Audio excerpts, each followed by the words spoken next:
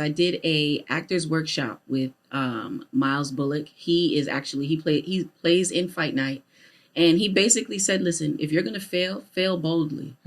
Do it. Just do it." And if I had to give advice to anyone that was shy, that's okay that you're shy. We still need you, right? We don't have to. You don't have to look and act a specific way to be successful. Yeah, that's the first thing that you have to throw that. You have to throw that out, right? And then also fail boldly. If you got out of your comfort zone and you left your home and you had to dress up or dress down or whatever it is to go chase that dream, go ahead. Yeah. Just go ahead. Fake it till you make it. If you are scared, tell yourself today, I'm not scared. Right. I'm not. Right now, I'm not.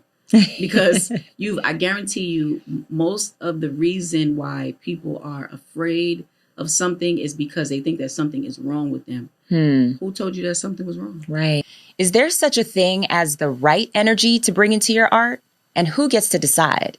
Today, we talk to Myckell Harris, actress, TV, and radio personality who lights up the room on and off camera. Are you ready to get seriously creative?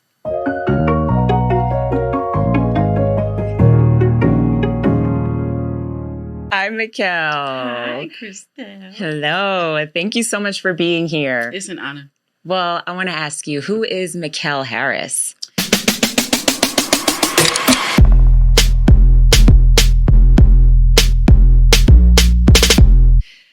A lot of things. I am an entertainer at heart.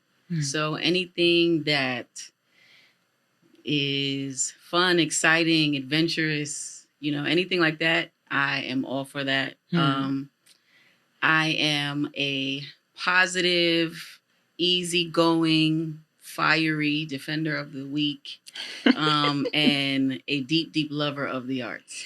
I love this. I love that. And as you can see, everyone who's watching this, Myckell has great energy. And I know you have so many amazing things that you've done, right? From radio to TV. But, with radio, it sometimes makes you have to channel more energy because no one can see you. I used to work at a radio station when I was in college too. And I remember I had to learn inflections of my voice and all those things. But I really think it's an art. Yes. By every single person who brings their own flair. Yes. What kind of headspace do you have to be in to bring energy on radio? You know what? I think for me, it's really natural. As soon as I wake up, I'm 1,000% until I fall asleep. There's no really downtime. I think it's natural for me. But then also, I mentioned, I'm a lover of the arts. So I really, really love it. So I'm really excited. Yes, let's go. And I have to actually rein myself in a little bit to be able to merge maybe the business aspect of it so much and the art of it. So it's something I really enjoy. I love it. And you do have a background in radio, but these days you work on TV and you're an actress. Yes. I really want to talk about a lot of your great experience. I mean, even on the hit show Beyond the Gates, which on Rotten Tomatoes has a 100%. I don't know how often I see shows that actually have 100% on Rotten Tomatoes. That's a hard thing to achieve. So congratulations to everybody on the set. Oh, they're amazing. Okay. But I know you've also been on set with Tyler Perry Studios, Fight Night with Kevin Hart and Terrence Howard. Talk about it. What shifted you into TV? It's something that I've always wanted to do. I am the type of person that I would watch a movie and I noticed that in me watching it, it wasn't so much about the plot and the story. It was always the science behind it or the continuity. So after I had my second child, my daughter, I was just okay, well, everybody's good. Everybody's potty trained. It's time for mommy. And I really just jumped into it. I met someone by happenstance. God is good. And they kind of was just I know of an audition. You want to try it? And I'm like, yep. And I haven't turned back since. I love it. Okay. So how has your approach changed from radio to TV?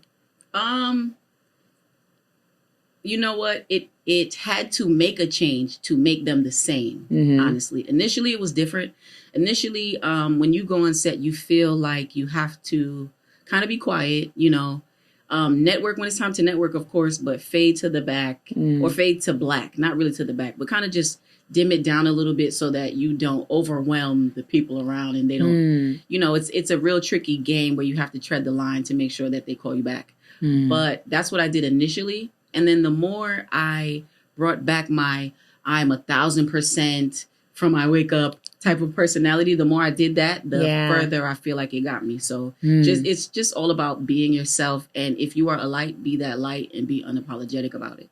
I love that you said that, actually, because it really does reflect, the energy people can feel when you walk into every room. And I know when we actually met on the set of a show we can't yet really say yet, but I was so, drawn into you. And I saw you across the room. You saw me. I said, ooh, I said, we need to chat. Yep. And I appreciated that. You walked right over. And I feel like a lot of that energy really does shift a room. But even you being from New York, I think when we talked before the show, you were telling me a little bit about, how your energy sometimes is received. Yeah. Today, I found out you're Jamaican. Yes. Stop playing. We're going to speak in patois a little bit for us, just too? A little bit. Okay. Not too much.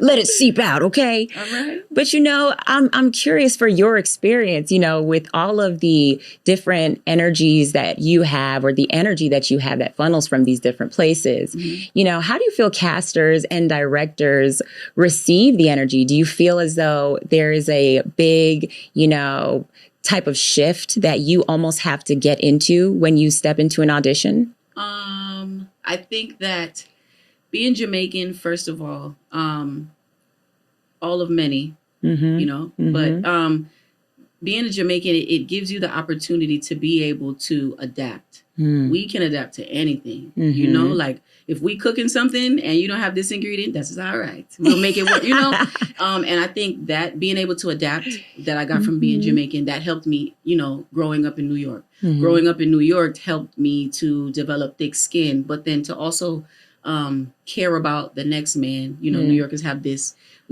thing where everyone thinks that we are mean and aggressive. But honestly, if you are in New York and you are walking down the street and someone does something to another person, everybody's going to answer to it, because we have this innate teamwork kind of thing. If it's not about that, we can mind our business. Right. But we have this innate thing where we can mesh together. So, being Jamaican helps me adapt. This episode is sponsored by Mood Bloom, a therapeutic gaming app that reduces anxiety and depression up to 45% compared to traditional medication. Clinical trials show just 8 weeks of regular play, 15 minutes a day, and 4 times a week help you to get there. So pull out your phone and play. Follow them on Instagram at Mood Bloom Game to reduce depression and anxiety. From New York helps me mesh, but then helps me understand my lane when I need to. And I think the mix of that is exactly what you need on a set. Because, when it's not your turn, it don't really got to be your turn. Right. It's okay. But then when it is my turn, I know how to mesh. I know how to adapt to, maybe my scene partners or, things change on set. So my background kind of helps me, kind of juggle them. I love that. And you said something really key because, being from New York, there are a lot of stereotypes. And before I really got to understand the culture, I'd never been to I'd been maybe when I was young, right? But I didn't really understand. Like, people from New York are very funny, they're very lively, and they're very friendly. And I think there are lots of stereotypes that sometimes people bring into the creative space too. Do you feel like, TV is a safe space for strong Black women? I mean, if it's not, it better get there. Okay. I think being from New York gives me that unapologetic, like, it is what it is. I came here to do a job, and the job is going to get done. Yeah. Or I could have stayed home. I think that you make yourself an individual brand, and you learn that growing up. Like, something with us, in New York, our clothes got to be fresh, or the hair got to be done, honey, things like that. And it helps you to build your own personal brand. Yeah. So I think that, when you take that over to television and film and that type of industry, it's I came here as a brand. Of course, there's things that I need to change and grow and learn. And I'm a student in that regard, but at the same time, you're not going to tell me that I don't belong here because of how I look or my gender. You can't do that. Yeah, I love that. And you're right. I think something I did learn about New York, you creating your own brand, right? You also said something that stuck with me and it resonated with me. And in art, in TV, bringing your whole self, your full self on set, does holding on to reality hurt your craft while you're playing pretend, or does it support the craft? Well, first of all, thank you for saying that it resonates with you, because that is always the goal. You want to leave an impact. But I would definitely say that it helps, because your daily experiences, shape what your imagination. It shapes how far you can push your brain to go. Yeah. And I think that that's always very necessary. Even in acting, you are playing pretend, but it's the nuances of you that brings that character to life. So if you go in there and you are just trying to be a flat personality, and then, your line says, at this moment, this person did this, it makes you think, and thinking is boring when you're acting. Right. On the other side of the screen, they can't feel that. So it takes those nuances. I love that, because here on the show, we talk about something called your brilliance factor. And that brilliance is something that is unique to you. Yep. Only you have it. Yep. Even if there are 15 actresses waiting in that room to audition, to your point, they all bring something different to the set. But it's really about how they apply it to the moment, right? And to that character. And I want to ask you, what do you think your brilliance factor is? I think that my brilliance factor is just the love behind it. Like, I am really a person that I love everybody. I love everyone. So if I'm on set, I'm not just looking for myself, like looking out for myself and, oh, her hair is messed up. I'm not going to say nothing because that's going to give me a heads up. No, I think that when we win together, or a win for one is a win for all, and I think that bringing that energy to anything makes you an asset. So I would probably say that. Just the general love for everyone to win. Like, famous New York line, everybody eats, B. Right. How do people find their brilliance factor? How have you found yours? I would say that you would just really have to look at yourself as more expensive or more valuable than a lottery ticket. There will never be another you ever again. No one will ever sound like you, look like you, think like you, move like you, dress like you, and they can follow the blueprint as much as they want. It'll never be you again. So that means that you are the most valuable thing in the room at that moment. So if you think that, and I think that, and the people behind the camera thinks that, then it changes the dynamic of things. You don't have to dim your light, because they'll never see this light again. Yeah. I think that that's what I did for me too. That's a mic drop right there. Right. Okay. I'm so into this, because I feel like from radio, and I know you also have your own podcast, right?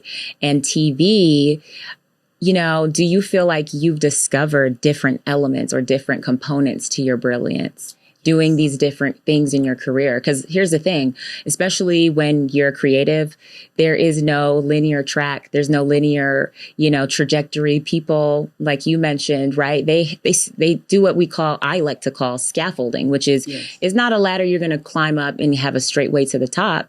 You're going to have to pick up bits and pieces of your experience from everywhere you go. Do you feel like you've had that same experience where you've picked up different components of your brilliance? Or do you feel like you always had it and it's shown up in these different spaces? No, I did not always have it. I think I always had the passion, but the experience helped hone it in. Definitely many different experiences to change that. Because if anything, when I started this, I was brave in theory, but shy at heart. Like, I might be too much for them. I might be too little for them, but I think, honestly, the biggest change in that for me was actually having children. Because for me, I was able to look at my children and realize that they were who they were since in utero. Like, with both of my children, I was able to tell their personalities before I met them. Wow. Right. And then when you meet them, you nurture it in a specific way. Like, I tell you things and show you things to make sure that you're safe. but then I don't break down your personality. I don't have the right to do that. Like the world doesn't have the right to do that to me. And in me seeing them and how their personalities flourish, yet stay who they were since utero, that gave me the courage to say, okay, well, this is who I am. I learned the things that I need to learn. I picked them up. But who I am is paramount. You know, it's important. It's valuable. Nurture her, care for her. And I think that made all the difference for me in the industry. I love that. And I think I learned that as a mother too, you know, and I only have one child, but I know that even between me and my siblings, we all are different. Obviously, we all are unique. We have our own brilliance. And, you know, our parents did, you know, adapt to us differently. And I think that takes a great mother, once again, and someone who's also done the work with themselves to understand that, right? We don't want to shroud someone else's light. We don't want to dim someone else's brilliance, right? Ever. I mean, as you are navigating through your career, I'm really interested to hear, like, what do you do to continue that brilliance, right? How do you use your brilliance to land these auditions that you walk into, to own the set, to network? And how can others do the same thing too? Okay. So for me, I think networking is the biggest thing. And being able to be yourself is that is bigger than the first one. So that's the biggest thing. And then how does someone do that? 2. Like, how do they shed that off, right? You know, everybody has, I'm assuming, I don't know everybody, but a lot of people have this nervous, you know, energy that sometimes they might bring into a new space.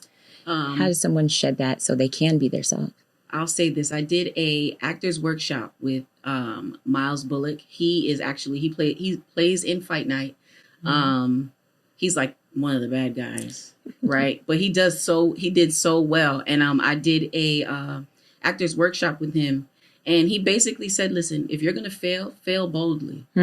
Do it. Just do it. And if I had to give advice to anyone that was shy, that's okay that you're shy. We still need you, right? You don't have to look and act a specific way to be successful. Yeah. That's the first thing that you have to throw that out. Right. And then also fail boldly. If you got out of your comfort zone and you left your home and you had to dress up or dress down or whatever it is to go chase that dream, go ahead. Yeah. Just go ahead. Fake it till you make it. If you are scared, tell yourself today, I'm not scared. Right. I'm not. Right now, I'm not. Because I guarantee you, most of the reason why people are afraid of something is because they think that something is wrong with them. Who told you that something was wrong? Right. You know, it's something that we tell ourselves. And if we can tell ourselves that something is wrong, we can tell ourselves that everything's okay. Everything's right. So yeah, just go ahead and do it. And if you're scared, come call me. I got you. You'll break them out of it, because that's really what happened, right? When we were on set, like, my mind was in the zone. I wasn't really talking to anybody. I wasn't. And you saw that, right? I did. I was like, yep, you were very calm, very quiet. Everybody around you kind of got up and dispersed, and you were just kind of sitting there. And me, I'm floating around the room. And I kind of looked over like, nope, that's not going to happen. Not over here. On my watch. You changed the energy for me. You know what I mean? Even when there was something that happened, we talked about it after we wrapped that first day. And the energy that you brought into the space ignited something in me. We had this conversation and we came back another day. You know, it literally shifts the room. That's what I'm saying. I think that's what it was all about. I think that's why we were there. I think that's why we met. Maybe you don't think so, but that changed something for me. So. I do think so. I think that, well, I'll say this, because you're being very, very humble. So we're going to stop there right now. Okay. Because you have a very calm and nurturing kind of energy. So to you, it felt like you were in your zone, but I kind of felt like, you know, she's over there cooking. Let her cook. And then it was like, hold on, because she's so cute. She's so pretty. She looks so nice. And you know what?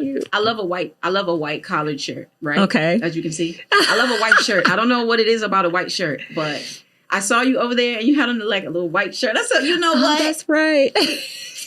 Let me go say hello. I said, hey, girl, you're being quiet. Everybody else is boring. Come on. I know you're not boring. But I do think that that moment meant something to me as well, because you can, or I can, thankfully, thank God, I am able to sense a genuine spirit, like a kindred spirit. And I think that's also important in this industry. And with you, I felt that.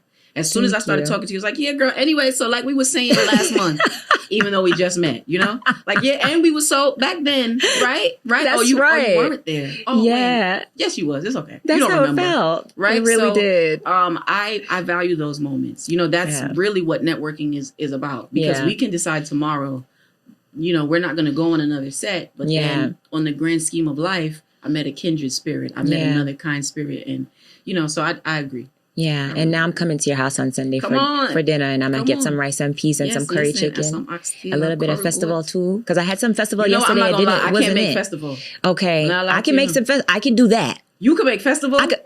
Okay, let me tell you the truth. Okay. I can buy the festival box, That's the okay. mix, and then I could do what they tell me to do. Okay. Hallelujah. I could do that, but I can make some rice and peas. Okay. I've been tasked the past 3 years to make rice and peas for Thanksgiving.